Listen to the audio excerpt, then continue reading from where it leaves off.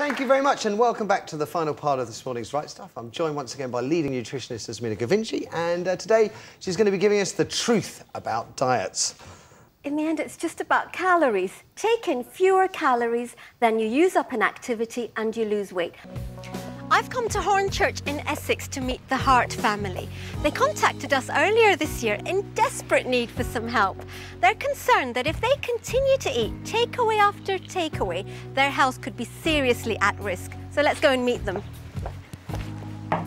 And what worries me particularly is the magazines where young adolescent girls, you talked about if you had a daughter, where young adolescent girls are looking at these skinny celebrities and aspiring to be like them. So, Azmina, can you shed any light on this? Alison, that worries me a little bit. You said you just cut out carbs completely. Carbs are a really good food. We do need some salt in our body, but actually if you have excess, it leads to high blood pressure in some people. And people with high blood pressure are more prone to strokes and heart disease. Pile lettuce, cucumber and tomatoes on a warmed burger bun and top with the burger, drizzle on some tomato ketchup. Wow. And you use spray oil because you use even less. You use even less, and it's fine to add that spray. I mean, one spray is 1 calorie, so even if you put 10 sprays on, you're not going to worry about that. Azmina, what do you think? This detox, you see it absolutely everywhere. Is it not? Multi-million-pound business. There must be something in it. It's marketing hype. The word detox is meaningless because if you think about it, your body has its own detoxifiers naturally. Yeah. I just can't see the logic in any of these diets where they only advocate 1 or 2 foods. It just doesn't make sense to me. We've got the GI diet, right? And you know a lot about it. You've written a book about the GI diet. So you're going to tell me that that's a scientific diet and that the others aren't? I think it's really important to make sure that any diet you follow is based on sound scientific evidence. Now, GI has been researched for decades. It's used mainly in diabetes. This is glycemic index. Glycemic index. It's all about carbohydrates and how they affect your blood sugar because of the way that they're digested. So this is your normal route to work? This is my normal route to work, and I'd say by the time I've done about sort of like 20 yards or so, I'll be out of breath. Who are you most worried about?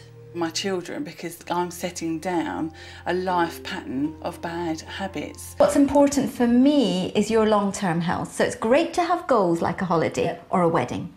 But in terms of your heart health, what you ideally want to be looking at is a lifestyle change and a change that you can keep up. Yes. So is there something else that you know would be much more health promoting? Steamed vegetables could be good.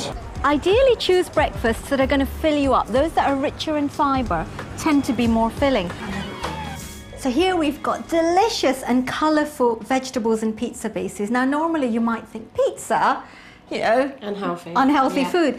But actually there are ways of making it healthy by using lots of fresh ingredients, and that's what we're going to do tonight. I think if Julian seriously takes on the advice to eat less saturated fat, consider stopping smoking, which would be great.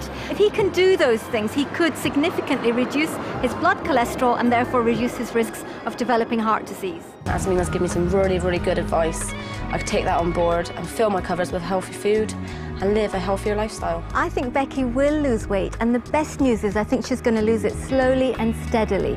This is not a quick fix. I think she's going to take her time over it and have results. Describe it to us, Bill. Well, it's pretty simple. It's baked beans on toast with Marmite underneath. I've got to say... It's very showbiz, that, isn't it? It is. I'm sure very consciously Bill decides to combine very well. Yeah, really. Because what he's done is, this is a wee bit of science, but there are amino acids, which are the building blocks of protein, in his beans, and there are different amino acids in his toast, and what he's done, knowingly of course, is put the 2 lots together to make a really good quality protein meal. Well done, you! Right. People think they can't go out and have a good time when they're on a diet.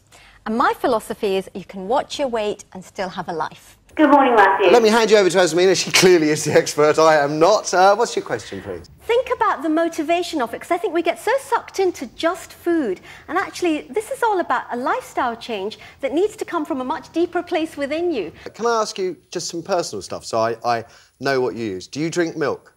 I do, semi. Semi-skim milk. What do you use in terms of spreads on your bread? Butter. But I don't use much. No, that's okay. Because also, I do, I love it. Indian food as well, Indian cooking is very heavy. Yeah, but I use rapeseed oil in Indian cooking.